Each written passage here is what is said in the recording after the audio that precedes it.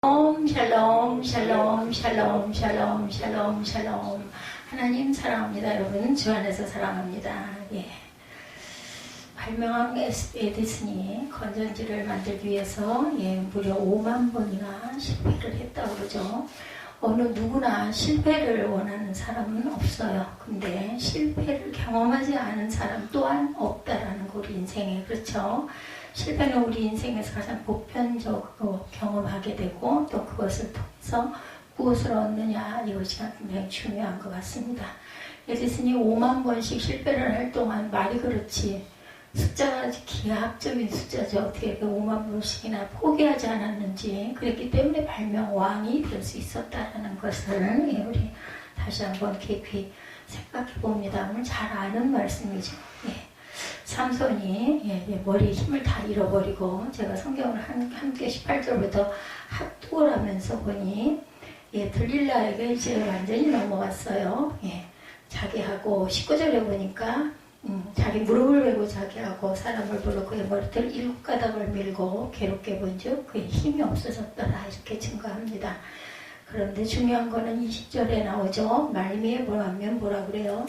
야훼께서 이미 자기를 떠나신 줄을 뭐라고요? 깨닫지 못하였더라. 영적 민감함이 저와 여러분에게 있으시기 바랍니다.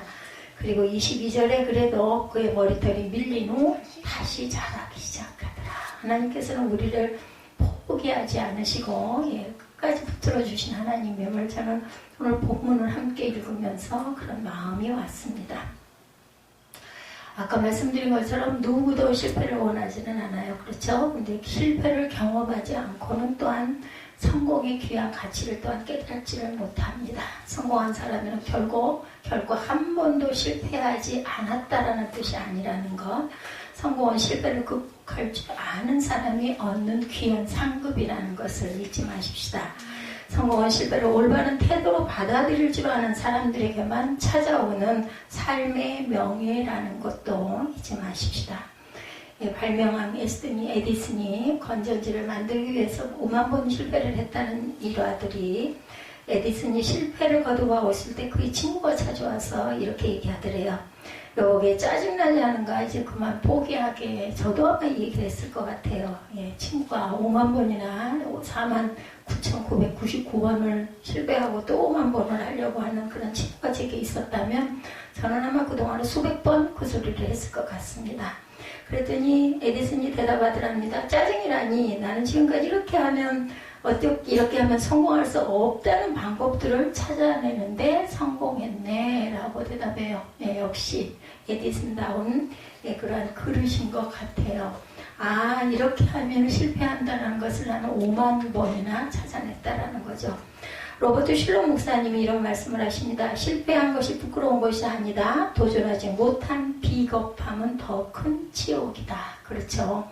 5만 번씩이라도, 5만 한 번이라도 도전하시면 인생에 아주 귀한 승자가 되실 줄 믿습니다. 도전하지 않으면 실패도 없죠.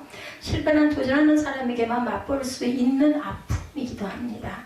그렇지만 그 실패를 통해서 결국 더 큰 성공이라는 명예를 얻을 수 있다는 것. 우리가 인생을 태어나서 제가 늘 아들에게 하는 이야기입니다. 참 안타까워요. 열심히 신나게 노는데 몰두해 있는 걸 보면 본인은 또 아니라고도 하지만 또 일 수도 있고 아닐 수도 있겠죠. 근데 이제 제가 얘기하고 싶은 거는, 제가 이제 이 나이쯤 되니까 너무너무 시간이 귀중하고 소중한 것이다. 그리고 어찌 그렇게 나이가 먹을수록 정비례한다고 그러죠. 어쩌면 그렇게 1년이 빨리 가는지. 올해 1년은 정신이 없었죠. 2월 초부터 코로나 바이러스가 어쩌니 저쩌니 하더니 제정신이 아니게 막 긴장하고 쩔쩔매고 하다 보니까 어느덧 11월 문턱 앞에 우리가 와 있습니다. 그러고 나면 또 성탄절 끝나면서 그냥 송구영신 끝나면서 바로 2021년이 열립니다. 제가 그전에 2000년 때 기억이 나요. 2000년이다. 1999년하고 2000년은 또 왜 이렇게 느낌이 달랐는지. 어머나, 2000년이 됐네. 그러면서 제가 어느 날 그런 생각을 했어요. 한 2020년쯤 되면 나는 뭘 하고 있을까, 이런 생각을 했던 기억이 납니다. 그랬는데 2020년에 제가 이 자리에 이렇게 서 있고, 요즘에는 한 달 한 달이 내가 내년에 이달을 볼 수가 있을까? 이런 생각, 이런 마음이 들어요. 그게 뭐 결코 뭐 좋지 않은 생각이거나 절망적인 생각이 아니에요. 그렇기 때문에 하루가 너무나 소중한데 우리 젊은이들은, 네, 우리 아직 철이 좀 덜 든 우리 후손들은 어찌 저렇게 시간을 저런 데다 쏟아붓고 있을까? 참 안타까워요. 제가 늘 얘기하고 싶었던 것은 정말로 세상이 넓단다. 우물안개구리처럼 여기서만 바짝바짝 주변만 보지 말고 넓은 곳을 좀 보고 넓은 곳에 나가기 위해서는 네가 능력을 키워야 되고 그래야 네가 하고 싶은 거를 마음껏 펼치고 보고 싶은 걸 많이 볼 수 있다. 그래서 제가 그 전에 한동안 해외 아름다운 곳들을 많이 보여줬죠. 영상으로. 우리 꿈동이들이 좀 뭔가 도전을 좀 받고 나도 가고 싶어. 그럼 가려면 어떻게 해야 될까? 그죠?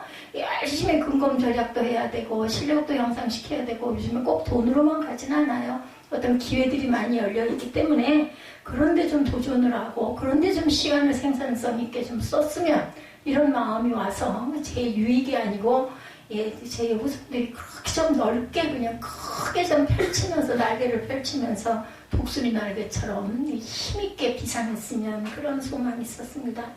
여기 성경의 인물들 가운데 아주 전설적이라고 할 수 있는 영웅이기도 하죠. 삼손, 인생이 결코 성공했다는 건 볼 수가 없는 문제가 많았던 그런 나실인, 태어날 때부터 제사장감으로 하나님께서 아예 딱 집어놨던 그런 삼손인데 인생의 실패와 성공을 극적으로 보여준 마지막 돌아갈 때 하나님께 외쳐서 기도했더니 하나님이 들어주셔가지고 그 기둥이 무너지면서 여기 내용에 나와 있죠? 본문에 얼마 정도가 된다고 그랬어요? 거기에 있는 사람이 3만 명 맞나요? 숫자가 아까 나왔던 것 같은데 삼손이 버틴 가운데 블레드가 거기 3,000명가량 있었더라. 다 삼손이 제주 부리는 것을 보더라 했죠.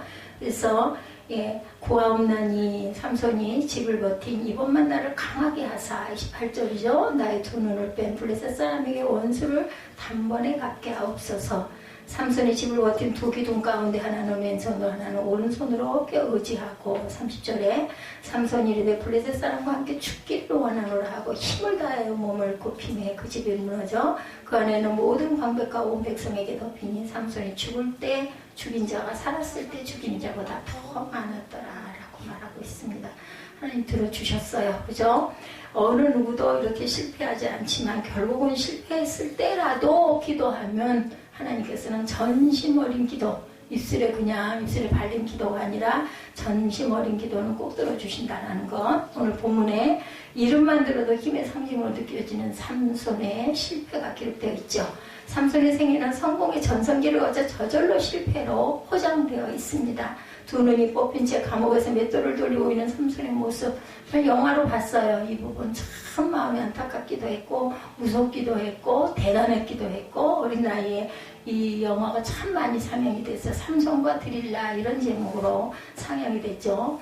그의 눈에서 피가 막 줄줄 흐르는 그런 모습도 본 기억이 지금도 납니다. 아주 좀 뭐라 그럴까 마음판에 아주 깊이 새겨졌던 그러한 그 영화이기도 했어요. 여자는 무서운 부분은 안 보거든요. 눈을 감고 아니면 고개를 숙여버리거나 그렇게 하고 있다가 지나가면 옆 사람한테 끝났냐고 물어봐가면서 눈을 뜨고 요즘에도 어쩌다가 뭘 보면은 뭐 무슨 그 음모, 살인 뭐 이런 거 잔인한 이런 거 나오면 저는 그건 안 봐요. 그냥 넘겨서 나중에 좋은 부분만 봅니다.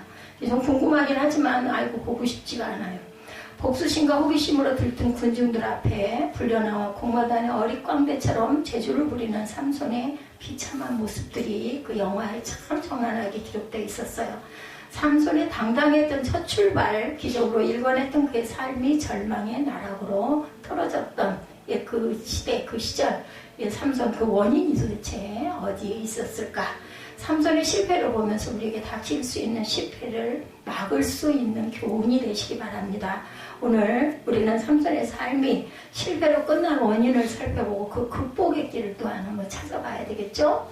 우리가 성경을 읽는 것은 아니면 예배를 드리는 것은 말씀을 묵상하는 것은 그런 일들이 내게도 분명히 일어나거든요. 그랬을 때 나는 과연 어떤 마음밭을 가져야 할까 이런 것을 바라보는 겁니다. 그리고 한 번 더 각오하고 다짐하고 세상이 절대로 그렇게 편하지만은 않아요. 편하게 갈 수 있게 믿는 자들에게는 오히려 일부 예배 때도 제가 말씀을 드렸지만 오히려 더 그런 부분들을 세상 사람들은 아주 정확하게 잘도 들여다보죠. 그래서 비판과 판단이 엄청 많이 쏟아집니다. 또 말마다나 아닌 걸 그렇다고 하진 않아요. 사실인데 뭐가 없어요. 그 안에는 이해와 사랑이 없기 때문에 쏘는 화살이 돼서 우리의 심장을 늘 겨룹니다. 그럴 때 우리가 온전하고 바른 모습을 그들에게 보여주어야 하나님의 은혜가 그들에게 임하겠죠. 삼손에게는 약점이 있었어요. 제가 쭉 보니까 여자의 아주 약한 남자였던 것이죠. 힘을 쓸 줄은 알았지만 힘을 다스릴 줄을 또한 몰랐던 사람입니다. 청년기 때부터 약점이 드러나죠. 사사기 14장 1, 2절에 보면 한번 보죠. 삼손이 딥나에 내려가서 14장 1, 2절 봅니다.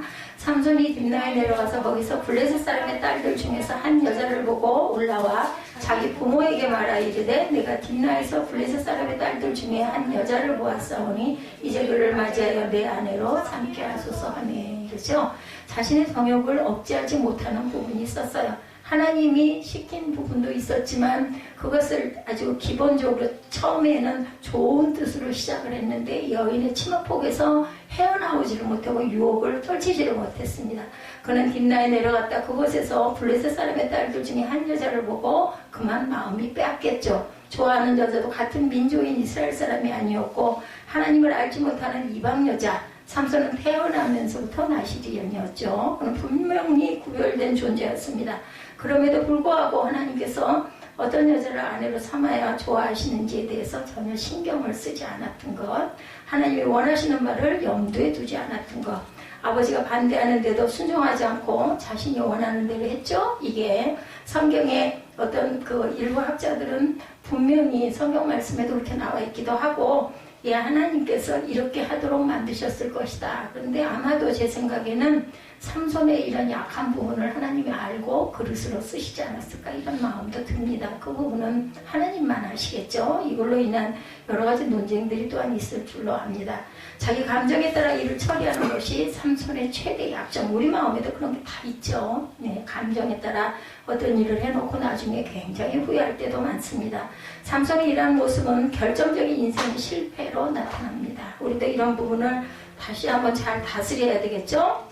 오늘 본문이 시작되는 16장 1절의 말씀을 봅니다. 왜 옆집에서 이렇게 시끄럽게 찬양이 이렇게 나올까요? 저분들 지금 이 시간에 예배 시간이 아닐 텐데 아마 문이 열렸을 것 같아요. 누가 만약에 문을 열어놨다면 문을 좀 닫고 좀 해달라고 좀 부탁을 좀 해주시기 바랍니다. 삼손이 가사에 가서 거기서 한 기생을 보고 그에게 들어갔더니 영어 성경에 보면 삼손이 한 기생을 보고 그에게로 들어가서 잤다 이렇게 나타나 있어요. 아내가 아닌 다른 여자와 그 좋지 않은 관계를 가졌다라는 거죠. 그런데 이 문맥의 앞뒤 어디를 살펴보아도 삼손이 주저했다는 흔적은 찾아볼 수가 없습니다. 자신의 행동이 바른지 그른지에 대한 진지한 고민이 나와 있지를 않죠. 이것은 삼손이 습관적으로 죄를 짓고 있다는 것을 알 수가 있는데 그냥 정욕에 끌리는 대로 본능적으로 행동했다라는 거죠. 그는 이성적인 판단과 사례 분별보다는 감정에 치우친 삶을 살고 있었다.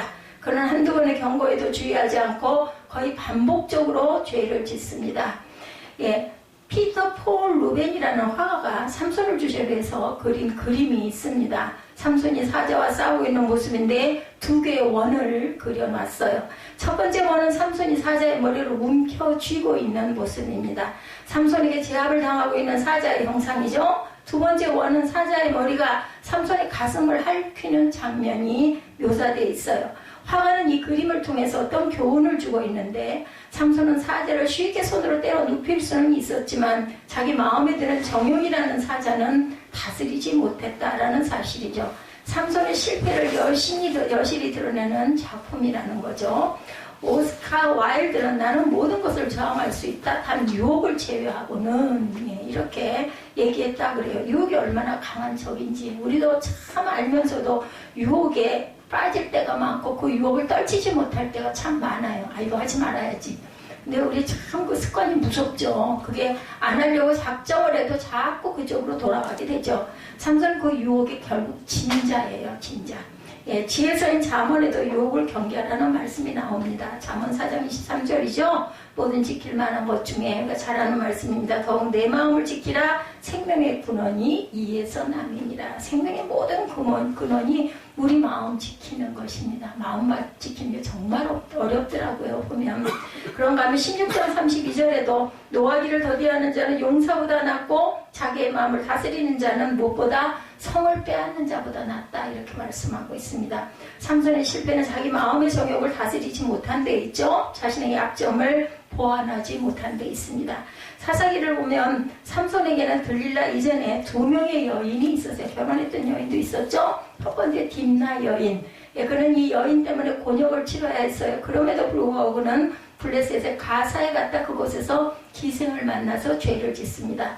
사람은 어리석어서 죄를 지었으면 죄의 끝을 보려고 하죠. 다시 말해서 무서운 사망을 보아야 돼요.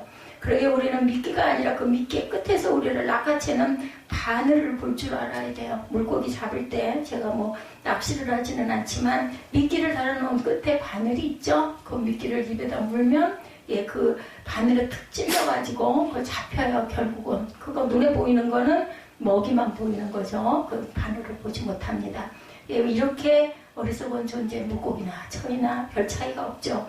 먹음직스럽고 탐욕스러워서 원죄를 짓게 된 이유도 여기 있었죠. 보암직도 하고 먹음직도 해서 그만하지 말라고 한 거를 또 옆에서 뱀이 꼬죠. 그거 먹으면 네 눈이 밝아져서 너도 누구같이 될 거야? 하나님처럼 될 거야. 그 말에 그만 그 유혹에 넘어갑니다.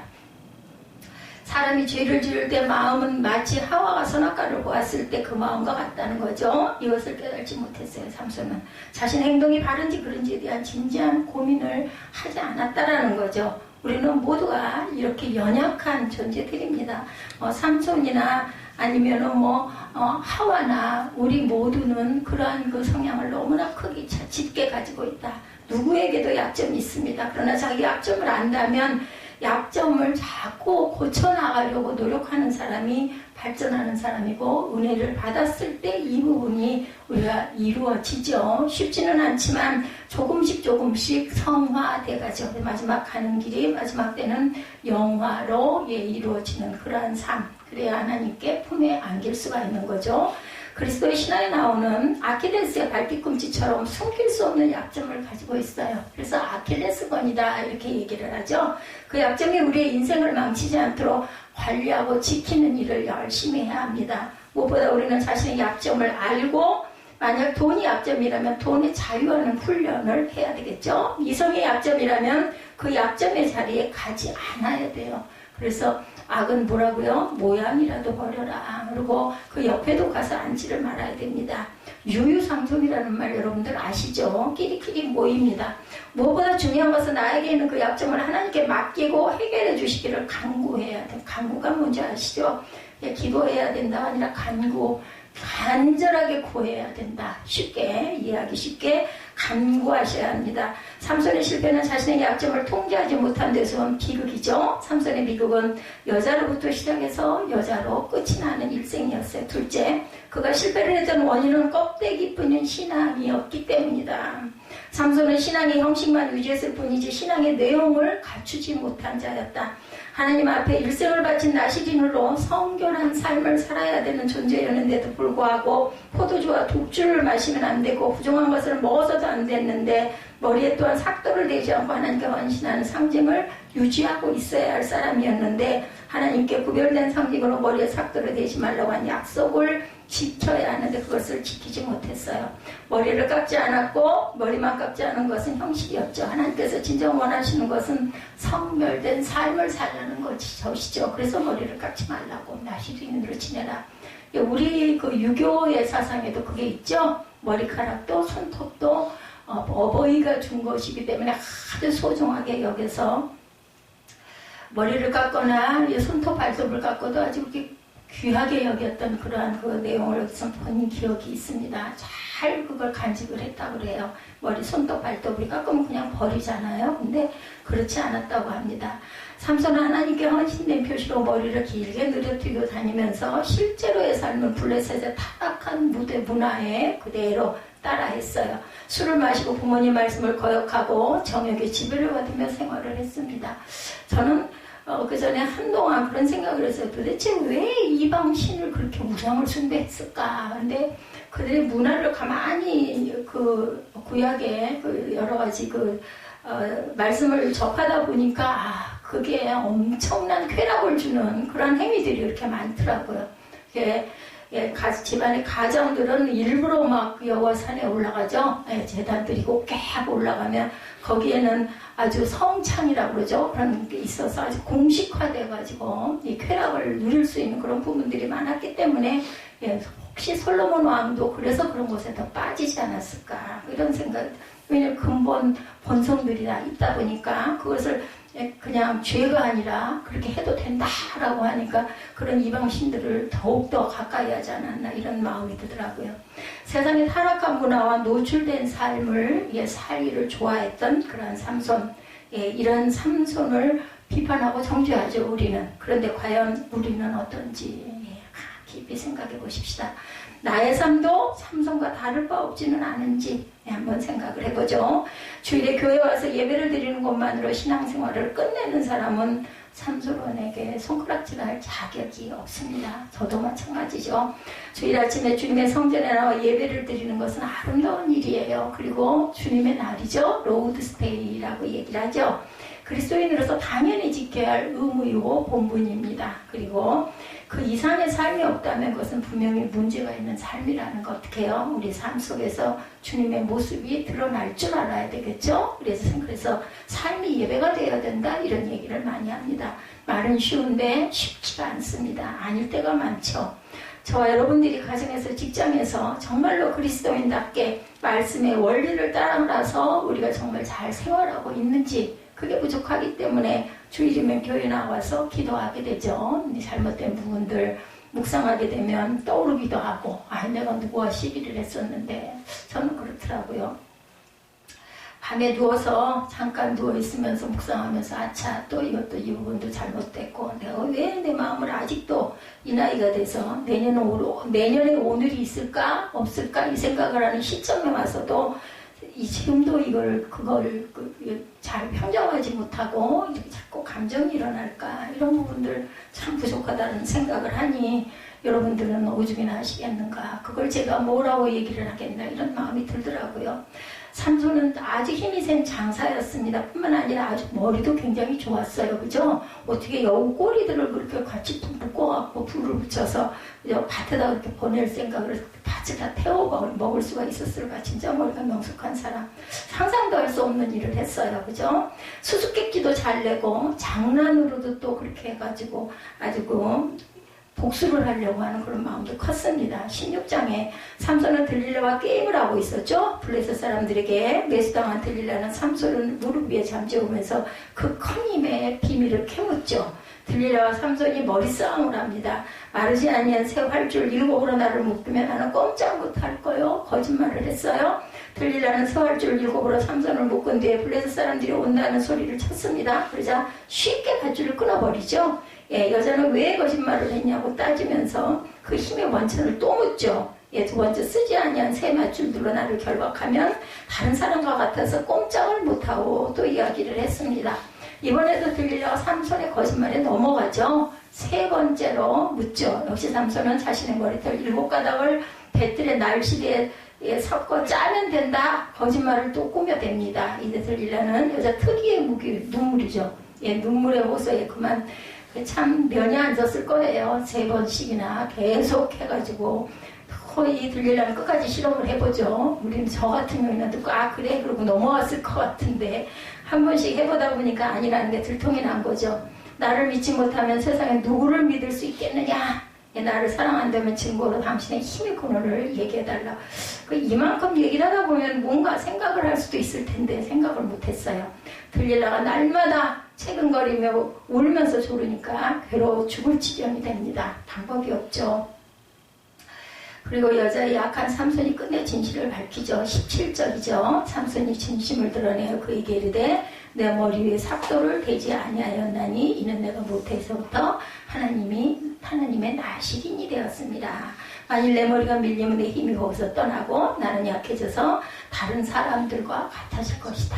이렇게 얘기를 해줘요. 진실을 그냥 밝혀주죠. 우리는 삼손처럼 하나님과 맺은 언약을 어길 때가 얼마나 많은지 모릅니다. 우리의 신앙생활을 아니면 직장생활보다 못한 수준으로 유지하고 가고 있지는 않은지. 예, 직장에서는 아주 단정하게 열심히 하죠. 근데 교회 와서는 앉아있긴 하는데 예배를 드려야 한다니 아니면 주일이니 각자의 상황상 와서 앉아있긴 하는데 머릿속으로는 집중하지 않고 다른 생각을 자유 아니에요? 할 수도 있고 그죠? 다른 걸 보고 있을 수도 있고 근데 그것을 목사야 뭐라고 하겠습니까? 와서 앉아 계신 것만도 감사해서 보면서도 아이고 변화되게 해 주옵소서 하고 마음으로 기도할 뿐이지 할 수가 없는데 중요한 거는 하늘에 계신 영이신 하나님이 보고 계신다라는 거. 왜냐하면 우리가 영생의 삶을 우리가 갈 수 없다면은 예배를 드릴 필요가 없어요. 살다가 죽으면 끝이야. 그러면 열심히 즐겁고 신나게 잘 살다가 어떻게든지 해서 남의 것도 열심히 빼앗고 잘 살다가 그냥 죽으면 끝인데 가면 되는데 우리 영혼이 있기 때문에 영생의 삶이 있잖아요. 그렇다면 영이신 하나님이 분명히 계실 거고 창조주를 우리는 믿고 가는 사람들이니까 근데 위에서 보고 계세요. 저기 위에 써놓은 저 코란데오를 저는 아주 좋아합니다. 그래서 제가 잘못할 때도 하나님이 보고 계시고 마음의 상처를 받았을 때도 하나님은 아시기. 그래서 그 얘기를 제가 참 자주 합니다. 너무 답답할 때 나 진심이 그게 아닌데 그걸 다 보여줄 수가 없을 때 하나님은 아시죠 라고 이야기를 하죠. 자신의 생명을 바친 그리스도를 예수님은 친정으로 구세주와 주님으로 모신 사람은 우리를 위해서 우리의 생명을 바친 예수님을 절대 홀대해서는 안 된다. 약속을 잘 지켜야 되겠죠.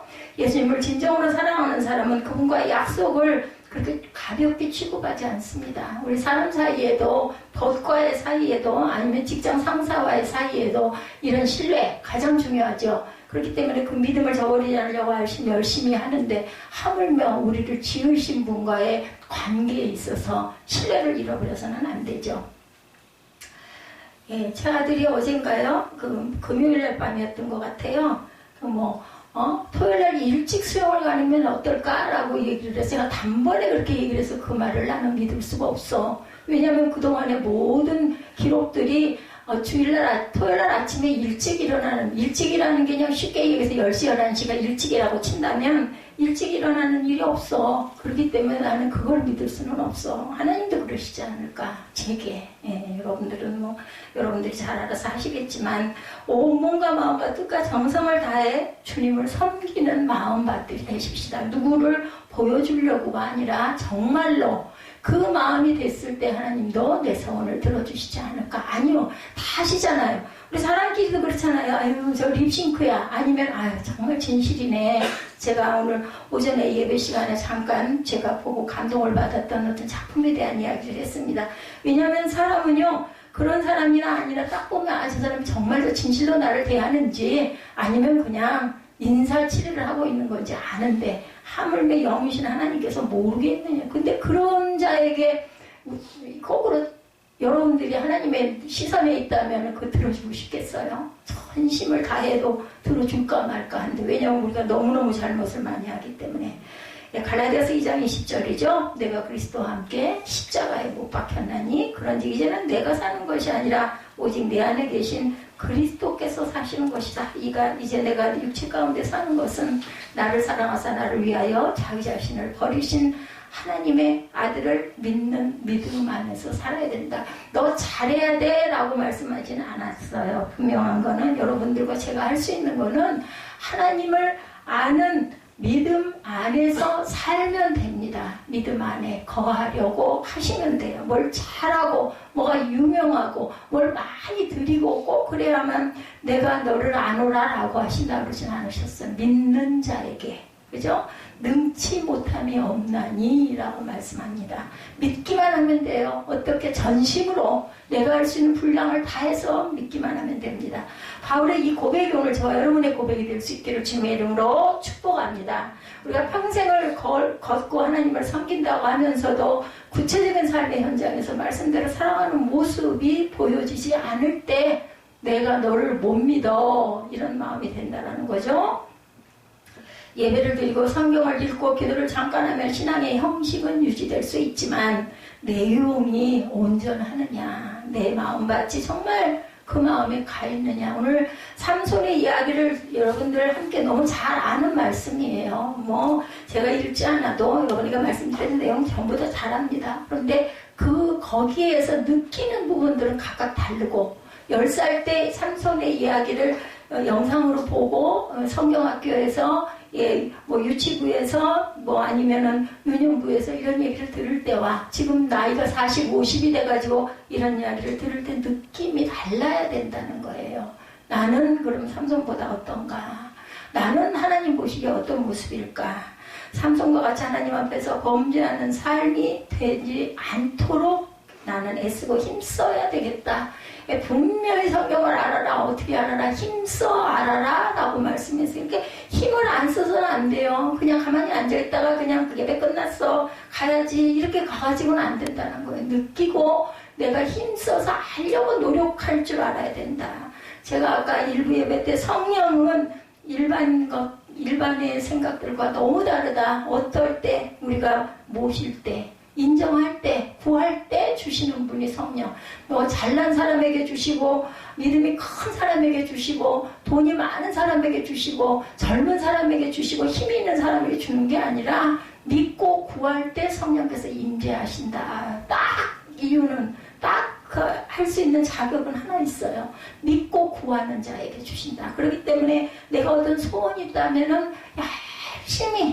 특심히 열심히 되게 열심히 구할 때 하나님께서는 반드시 응답해 주십니다. 그거는 제가 여러분에게 장담할 수 있어요. 제가 열심히 구하면 분명히 응답을 해주죠. 바로 안 나타나도 언젠가 분명히 나타납니다. 우리 마음의 소원. 그리고 소원이라는 게 뭐예요? 열심히 원하는 게 소원이라고 얘기하죠. 끊임없이 그것을 구할 때 그게 바로 소원이 됩니다. 잠깐 기도하고 마음껏 그건 소원이라고 볼 수가 없어요. 정말 내 소원이야 라고 얘기하는 건 내 평생의 소원이야 하고 얘기를 하는데, 평생 정말 이거 꼭 하나는 했으면 좋겠어, 이런 마음일 때 하나님께서는 반드시 하나님 보시기에 온전하면 주십니다. 하나님 뜻에 틀린 거는 안 주시지만 바른 걸로 구했을 때는 하나님께서 반드시 주십니다. 삼손은 자신의 영적 상태에 대해서 무지했다는 거죠. 20절이죠. 들릴라가 이르되 삼손이여 블레셋 사람이 당신에게 들이닥쳤느니라 하니, 삼손이 잠을 깨며 일어나기에 내가 전과 같이 나가 몸을 떨치리라 하였으나 여호와께서 이미 자기를 떠나신 줄을 깨달지. 아주 슬프더라고요. 여기를 제가 읽는데 합독을 여러분들과 하는데, 삼손은 여호와께서 이미 자신을 떠나신 줄을 깨달지 못했다. 이게 중요합니다. 하나님이 더 이상 자신을 사용하지 않으심을 알지 못한 것이 삼손의 가장 큰 실패였죠. 자기의 영적 상태를 몰랐기 때문에 삼손의 인생이 비극으로 끝났다는 것. 그렇다면 삼손이 왜 자신의 영적인 상태를 이렇게 깨닫지를 못했을까? 그것은 삼손이 서서히 무너져 갔기 때문이에요. 급하게 무너지는 거는 우리가 잘 느껴요. 그죠? 지진도 마찬가지죠. 근데 조금씩 바위에 물이 고이듯이 물자리가 패이지 오랜 세월이 지나면 그거는 우리가 느끼지를 못하는 건데, 삼손은 이렇게 무너져 갔다라는 것. 영국의 평신도시 학자고 역사가였던 C.S. 루이스 여러분들 잘 아시죠? 지옥으로 가는 길은 결코 벼람이 아니다. 지옥을 향한 길은 밋밋한 내리막길이다. 이렇게 얘기했습니다. 사람들은 그 길을 기분 좋게 걸어간다. 약간 경사가 져 있으면 별로 모르고 내려간다라는 거죠. 낭떠러지 같으면 무서워가지고 안 떨어지려고 애를 쓸 수도 있는데, 조금씩 내리막길이다 보면 나도 모르게 그냥 서서히 간다라는 거죠. 지옥으로 가는 길은 벼랑에서 갑자기 떨어지는 게 아니라는 거. 그 길은 사람들이 의식하지 못하는 사이에 밑바닥까지 내려가게 하는 밋밋한 내리막길이라는 거. 죄라는 것이 그렇다는 거죠. 갑자기 죄에 무너지진 않아요. 조금씩 무너지고 나중에는 아니 뭐 그 정도야 뭐 다들 그러는데 이제는 합리화까지 합니다. 나중에는 뭐 안 그런 사람이 있으면 나오라고 그래. 다 그렇지. 그렇게 안 하면 어떻게 살아? 오죽하면 이렇게까지 얘기를 하는 거죠. 어느 선을 넘어가면 빠져나오지 못하고 결국은 사망으로 가는 길이 바로 이 죄의 길이라는 것. 그 때문에 하나님께 열정을 바치지 않고 주님께 온전한 삶을 바치지 않아도 괜찮을 것 같아서 조금씩 조금씩 주님 곁에서 멀어지는 것이 바로 지옥을 향해 가는 것이라는 겁니다. 예, 교회 안 나가도 별탈이 없어요. 뭐 한 주 정도 빠진다고 그래서 무슨 일이 있겠습니까? 기도하지 않아도, 그죠? 예, 잘만 사는 사람들도 많아요. 신앙에서 벗어지는 징조인데 더 잘 돼? 더 여유가 있어? 뭐야 나는 도대체 왜 이래야 돼? 이런 생각을 하죠. 신앙의 정수를 체험하지 못한 인생을 끝내는 날 기분 좋게 내리막을 걷는 사람들은 지옥에서 잠을 깨게 될 것이라는 것 잊지 마십시다. 이것은 자기의 영적 상태를 자각하지 못하고 평생을 산 사람들의 비극이라는 거죠. 오늘 현대 성도들의 최대 위기는 영적 위기감을 올바로 알지 못한 양심이 화인 맞았니? 이런 이야기 있죠. 무슨 얘기인지 아시죠? 가책도 없어요. 느낌도 없어요. 이제는 그냥 당연한 게 돼버리니까. 이거 완전히, 그죠? 내리막길에 아주 곤두박질을 치고 있는 모습입니다. 생명이 아니라 죽음으로 가는 길을 걷고 있음을 깨닫지 못하는 누구도 예외는 없습니다. 저도 마찬가지입니다. 이대로 살아가는 것은 인생의 허무고 삶의 낭비라는 것. 제가 이 자리에 쓴 거는요, 잘나서가 아니라 그런 부분이 농후했기 때문에 이 자리에 세워서 입술로 고백을 하면서 스스로 깨닫고 스스로 느끼고 아이고 이러면 안 되지 오죽이나 하면, 그죠? 듣는 자보다 전하는 자가 가기는 더 잘 되거든요. 왜냐하면 전하고 입술로 고백을 하기 때문에. 여러분들은 딴 생각을 하실 수가 있지만 저는 이 시간에 절대로 딴 생각을 하면 안 되는 사람이다 보니까 집중을 하게 되기 때문에 이렇게라도 해야 네가 온전한 구원에 이르지 이러신 게 아닐까 저는 늘 생각을 합니다. 자신의 발가락이 떨어져 나가도 감각이 없고 나병 환자들 그렇죠? 자신의 손가락에 불을 갖다 대도 감각이 없는 거. 우리가 아플 때요. 우리 그저께 금요일 날인가요? 우리 전투사님과 그 얘기 했는데 통증이 있는 것에 감사해야 된다. 저도 이 허리 통증이 몸을 못 움직일 정도로 막 젊을 때부터 통증이 심했더라면 아마 이렇게 되진 않았을 거예요. 그냥 견딜만 했거든요. 약 좀 먹으면 금방 낫고 또 너무 지나치게 혹사를 하고 이런 부분들이 결국은 한꺼번에 어떤 그 정신적인 스트레스로 인해서 완전히 와르르 무너진 거예요. 시기가 조금 일렀거나 조금 늦은 차이겠죠. 그죠? 오늘 우리들 주위에 영적 나병 환자들이 얼마나 많은지, 많은 과연 그렇지 않은지, 죄를 지으면서도 하나님의 준엄한 심판에 대한 감각이 없는 자들, 영적인 둔감성이 우리의 삶을 파괴하는 주범이라는 거. 고통이 좀 있어야 돼요. 스트레스가 좀 있어야 돼요. 그리고 마음에 뭔가 찔림이 좀 있어야 합니다. 아니면 두려움이라도 좀 있어야 합니다. 예, 통곡하며 금식하며 기도하는 그런 마음밭들이 돼야 되겠죠. 이것이 바로 오늘 저와 여러분의 모습들은 아닌지를 돌아보십시다. 자, 우리가 자신의 영적인 상태를 깨닫지 못하는데 두 가지. 첫째는 영혼이 죽었기 때문에 깨닫지는 못. 죽었으니까 죽은 자가 무슨 감각이 있겠어요. 무슨 진통제가 필요하겠습니까? 시체를 발로 찬들 그 시체가 아프질 않죠. 영혼이 죽어 있으면 아무리 진리의 말씀을 외쳐도 당연히 듣지도 못하고 깨닫지도 못합니다. 우리를 살려놓은 것은 아직 시간을 주시는 거예요. 아직 문이 안 닫혔어. 그렇기 때문에 아직 기회가 있다라는 귀한 그런 은혜가 있다라는 거. 내가 살아있는 거, 숨 쉬는 거. 둘째는 영혼이 마비가 돼버려가지고 마비되면은 모르잖아요. 우리 다리 눌려갖고 마비되면 어떻든가요? 감각이 없어지죠. 계시록 3장 1절에 사대교회를 향해서 외치는 주님의 안타까운 심정. 사대교회의 사자에게 편지하라. 하나님의 7영과 7별을 가지신 이가 이르시기를 내가 내 행위를 아노니 내가 살았다 하는 이름 가졌으나 죽은 자로다. 이렇게 얘기합니다. 내가 살았다는 이름은 가졌으나 죽은 자로다. 명목상의 크리스찬들은 교회에 나와 적당히 예배드리는 그 외에는 아무런 신앙이나 자세를 보이지를 않습니다. 말씀으로 거듭나 새로운 삶의 목표를 추구하고 가정에서, 직장에서, 일터에서 말씀대로 살아가는 모습을 보이지 않는 것은 그들의 영혼이 마비되었다. 누구도 예외는 아닙니다. 전하는 목사라고 해서 오히려 천국에 가면 어떻게 네가 왔니? 그런다고 그러죠. 목사들 보고는 더 반가워한대요. 왜냐하면 성도들이 많기 때문에. 인생의 문제를 진지하게 고민하며 삶을 헌신하는 신앙 고백이 없는 이 세대는 삼손과 같은 잘못을 계속해서 범하고 있다는 거죠. 껍데기뿐인 신앙생활은 우리 영혼에 전혀 힘을 주지를 못합니다.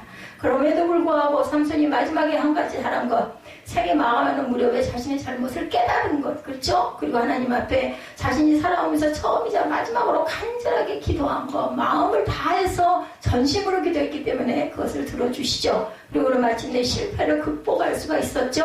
인생을 성공적으로 마무리합니다. 마지막 순간 자기 삶을 역전시켜 승리합니다. 이것이 삼손의 인생이기도 합니다.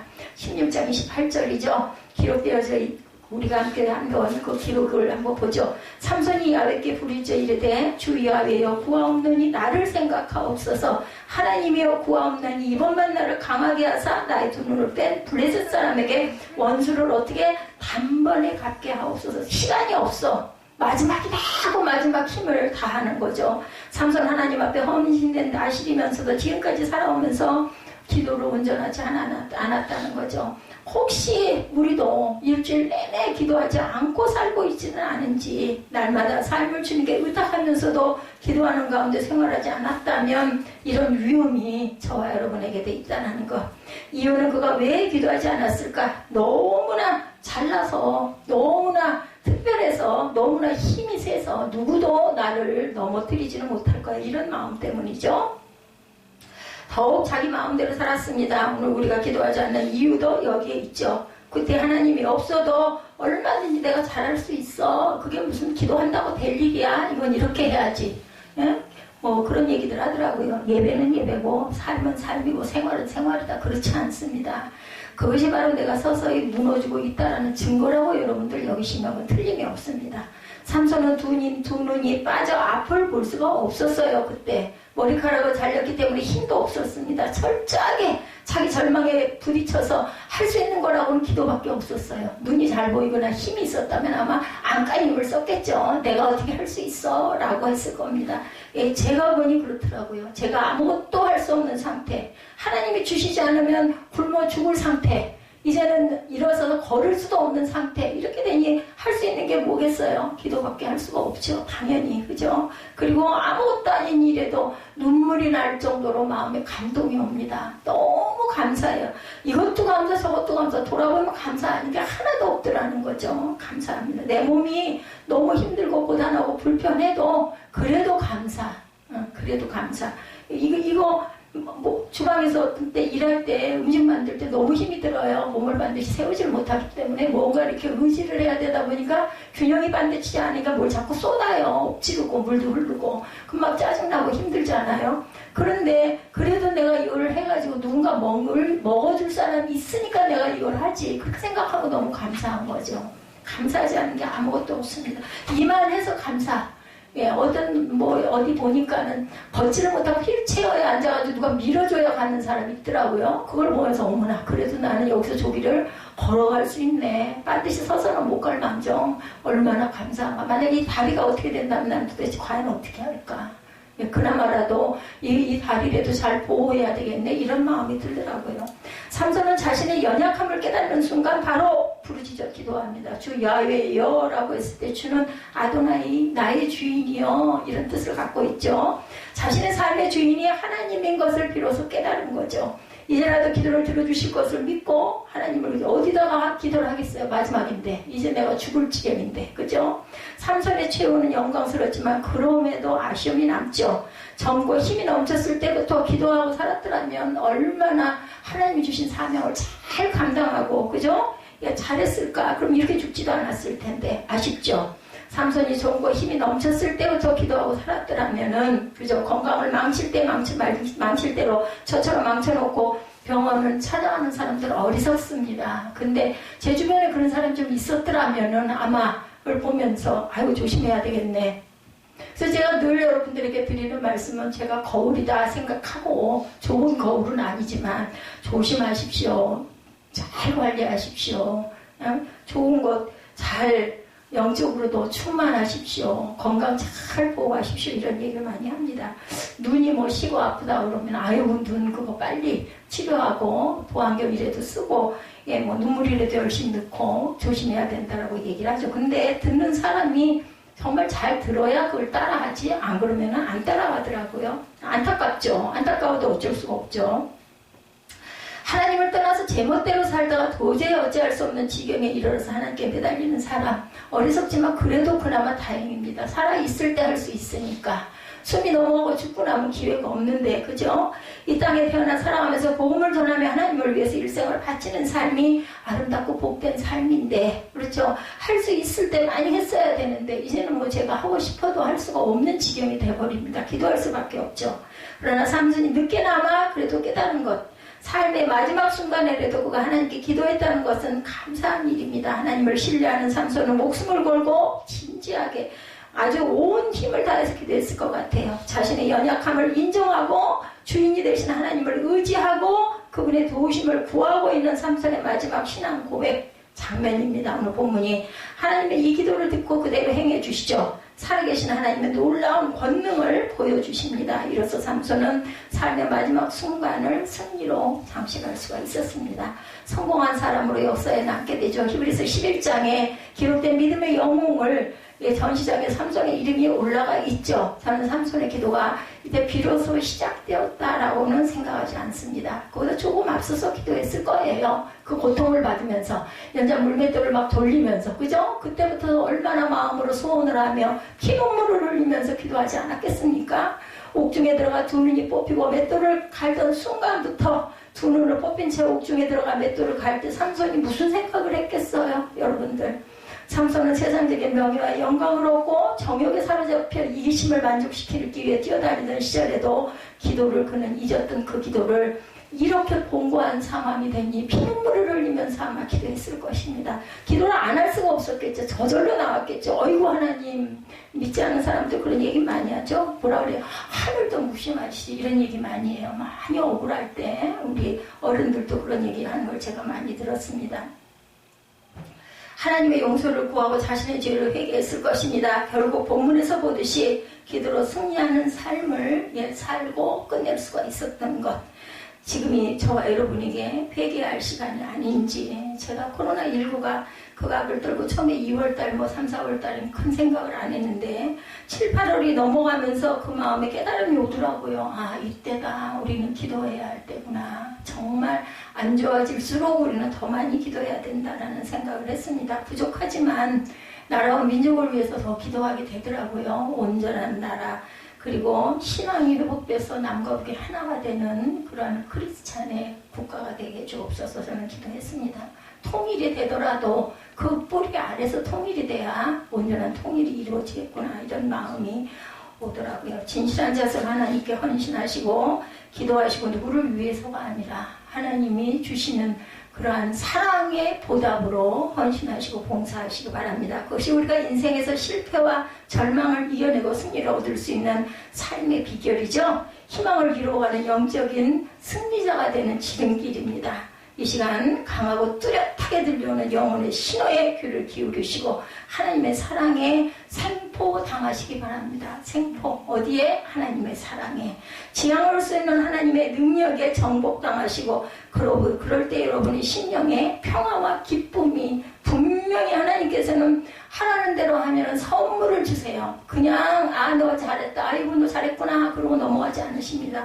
우리에게 주시는 것은 세상에 비길 수 없는, 세상에서 받을 수 없는 그러한, 알 수도 받을 수도 없는 그러한 축복을 주셔요. 평강의 축복을 주시죠. 내 마음 안에 기쁨과 평화가 넘쳐나게 하시는 귀한 축복이 저와 여러분들에게 임하실 것을 주님의 이름으로 축복합니다.